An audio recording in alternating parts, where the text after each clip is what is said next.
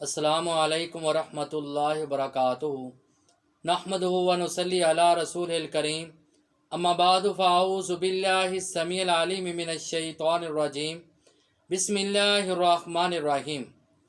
क्या शराब को दवा के तौर पे इस्तेमाल किया जा सकता है? आज बाज़ लोगों का ख्याल है कि हम शराब को दवाई के तौर पे इस्तेमाल करते हैं या दवाई बनाने के लिए इस्तेमाल करते हैं या फिर हम दवाइयों में डालते हैं। इसके बारे में पैगम्बर अलैहिस्सलातु वस्सलाम ने क्या इरशाद फरमाया? बाकायदा शराब की हुर्मत के मुतालिक, इसके नुकसानात के मुतालिक अल्लाह रब्बुल इज़्ज़त ने कुरान मजीद में और पैगम्बर अलैहिस्सलातु वस्सलाम ने क्या इरशाद फरमाया। अरब माशरे में शराब की हुर्मत से पहले जिस वक्त शराब मुबाह थी तो लोग इसको बड़े फ़ख्र के साथ इस्तेमाल किया करते थे। लोगों की मेहमान नवाजी बड़े फ़ख्र के साथ करते थे।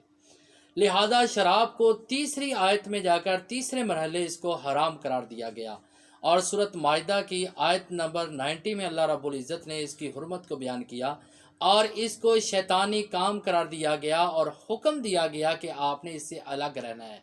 तो लिहाजा शराब कतई तौर पे नहीं पीनी और इससे अलग रहना है। इसके मुतालिक पैगम्बर अलैहिस्सलातु वस्सलाम की हदीस मुबारक है, जामे तिर्मिज़ी की हदीस है, हदीस नंबर है 1861 और बयान करने वाले सैयदना इब्ने उमर रज़ी अल्लाह तआला अन्हु बयान करते हैं कि रसूलुल्लाह सल्लल्लाहु अलैहि वसल्लम ने फरमाया, हर नशा आवर चीज़ हराम है। फिर फरमाया, हर नशा आवर चीज़ हराम है।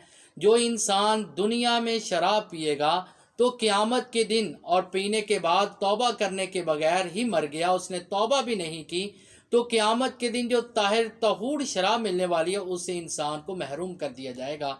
जो इंसान को पाक शराब वहाँ पे क़यामत के दिन मिलेगी, इंसान को वो नहीं मिलेगी।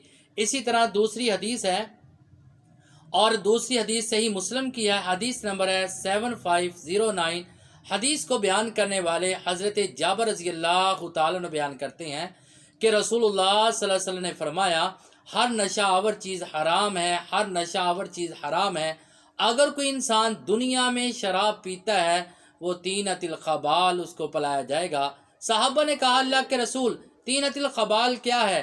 तो रसूलुल्लाह सल्लल्लाहु अलैहि वसल्लम ने फरमाया, जहन्नमियों का पसीना और इसी तरह रेशा जो ज़ख्मों से निकलने वाला जहन्नमियों का, वो क़यामत के दिन इंसान को पिलाया जाएगा। लिहाजा आज लोग हमारे शादियों में बड़ी खुशी के साथ और खुशी के मौके के ऊपर, ईद के मौके के ऊपर और कोई भी दोस्तों की महफिल है उसमें बैठकर पीते हैं, लेकिन इसके बहुत नुकसानात हैं। तमाम बुराइयों की जो जड़ है वो शराब है अगर इंसान ये पीता है। और तीसरे नंबर पे हदीस है, हदीस को बयान करने वाले हज़रत तारक रज़ी अल्लाह तआला अन्हु बयान करते हैं, सही मुस्लिम की हदीस है, हदीस नंबर है 1984 के हज़रत तारक रज़ी अल्लाह तआला अन्हु बयान करते हैं कि रसूलुल्लाह सल्लल्लाहु अलैहि वसल्लम से शराब के मुतालिक पूछा गया तो रसूलुल्लाह सल्लल्लाहु अलैहि वसल्लम ने फरमाया, ये हराम है और इसको इस्तेमाल नहीं करना चाहिए। हज़रत तारक रज़ी अल्लाह तआला अन्हु बयान करते हैं, मैंने कहा, अल्लाह के रसूल मैं शराब बनाता हूँ लेकिन दवाई के तौर पे बनाता हूँ।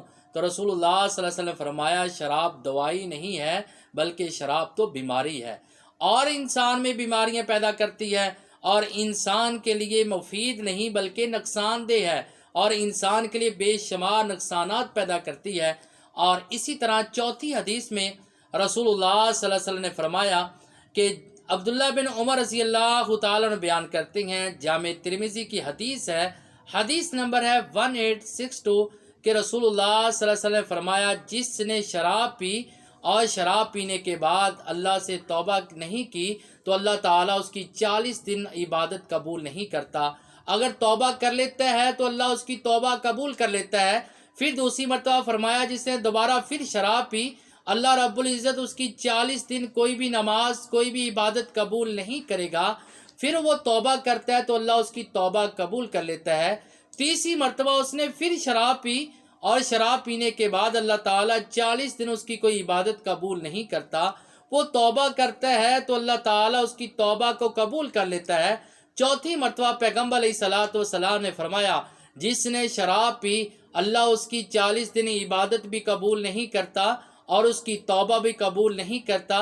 ऐसा आदमी जो है क़यामत के दिन पाक शराब से महरूम होगा और क़यामत के दिन उसको जहन्नमियों के निकलने वाला ज़ख्मों से रेशा और पीप वो पिलाई जाएगी। لہذا شراب پینے والا انسان اس کی عبادات بھی قبول نہیں ہوتی۔ اسلام نے اسی وجہ سے اس کو حرام قرار دیا۔ صحابہ بیان کرتے ہیں کہ ہمارے گھروں میں مدینے میں شراب کی حرمت سے پہلے ہمارے گھروں میں مٹکے پڑے ہوئے تھے۔ حضرت انس رضی اللہ تعالیٰ عنہ بیان کرتے ہیں کہ جیسے ہی رسول اللہ صلی اللہ علیہ وسلم کی آواز تمام لوگوں تک پہنچی، جس گھر تک پہنچی اس نے یہ نہیں دیکھا کہ اس میں نفع ہے یا نقصان ہے، فائدہ ہے، فوراً اس کو تمام کو الٹا دیا، اور مدینے کی گلیوں میں ایسے تھا جیسے ایک قسم کا سیلاب آ چکا ہوتا ہے۔ صحابہ کے کانوں میں جیسے ہی پیغمبر علیہ الصلوۃ والسلام کے فرمان کی آواز گئی تو صحابہ نے تمام اس کو ڈال دیا، اور تمام یہ حرمت بیان کرنے کے لیے حضرت عثمان رضی اللہ تعالیٰ نے بیان کرتے ہیں کہ شراب تمام چیزوں کی جڑ ہے اور تمام برائیوں کی جڑ ہے، جیسے سنن نسائی میں حدیث نمبر ہے 566، اور رسول اللہ صلی اللہ علیہ وسلم سے حضرت عثمان رضی اللہ تعالیٰ نے بیان کرتے ہیں کہ پہلے دور میں، پہلے وقتوں میں ایک آدمی بڑا ہی عبادت گزار، بڑی عبادت کرنے والا اور کبھی بھی برائی نہ کرنے والا، ایک مرتبہ اس کو بدکارن عورت نے برائی کے لیے دعوت دی، اس نے انکار کر دیا، پھر اس نے اپنی لونڈی کو بھیجا کہ میں آپ کے ساتھ بدکاری نہیں کرنا چاہتی، میں آپ سے گواہی دلوانا چاہتی ہوں۔ جس وقت حضرت عثمان رضی اللہ تعالیٰ نے بیان کرتے ہیں کہ وہ آدمی اس کے پاس گیا، اس نے دروازہ بند کر دیا، دروازہ بند کر کے کہتی ہے کہ یہ آپ کے پاس لڑکا بیٹھا ہے، یہ شراب کا گلاس ہے اور میں ہوں، یا تو آپ کو میرے ساتھ بدکاری کرنا ہوگی، یا اس لڑکے کو قتل کرنا ہوگا، یا پھر آپ نے شراب پینی ہوگی۔ حضرت عثمان رضی اللہ تعالیٰ نے بیان کرتے ہیں کہ اس آدمی نے شراب پینا کو قبول کر لیا کہ میں شراب کا گلاس پی لوں گا۔ جس وقت اس نے شراب کا گلاس پی لیا، اس کے بعد اس نے لڑکے کو قتل بھی کر دیا، اس نے اس عورت کے ساتھ بدکاری بھی کی۔ یعنی شراب تمام برائیوں کی جڑ ہے کہ جس وقت انسان یہ پی لیتا ہے اور اس کے بعد اس کا ذہنی توازن ٹھیک نہیں رہتا، اور اس کے بعد وہ بدکاری بھی کرتا ہے، بے حیائی بھی کرتا ہے، اور قتل و غارت بھی کرتا ہے، ظلم بھی کرتا ہے، جس وجہ سے اس کی عبادات بھی قبول نہیں ہوتی۔ لہذا آج ہماری محفلوں میں، آج ہماری وہ محفل اس کو اچھی محفل نہیں سمجھا جاتا، اس خوشی کو اچھی خوشی نہیں سمجھا جاتا، اس دوستوں کی محفل کو اچھی محفل نہیں سمجھا جاتا۔ یہاں پہ شراب نہ پی جائے۔ لہذا یاد رکھ لے، شراب پینے سے پہلے نمبر پہ تو اللہ رب العزت نے اس کی حرمت کو بیان کیا، دوسرے نمبر پہ پیغمبر علیہ الصلوۃ والسلام نے فرمایا ایسا آدمی پاک شراب سے محروم ہوگا قیامت کے جو ملنے والی ہے۔ تیسرے نمبر پہ اور تینۃ القبال، اور قیامت کے دن زخمیوں کا نکلنے والا ریشہ اس کو پلایا جائے گا۔ چوتھے نمبر پہ 40 دن اس کی کوئی عبادت قبول نہیں ہوگی، اور پانچویں نمبر پہ اس کو دوائی کے طور پہ بھی استعمال نہیں کیا جاتا۔ لہذا ہمیں اپنے معاشرے سے ان تمام چیزوں سے بچنا چاہیے اور ختم کرنا چاہیے۔ اللہ رب العزت سے دعا کہ اللہ تعالیٰ ہمیں اس پر عمل کرنے کی توفیق عطا فرمائے۔ وما علینا الا البلاغ المبین۔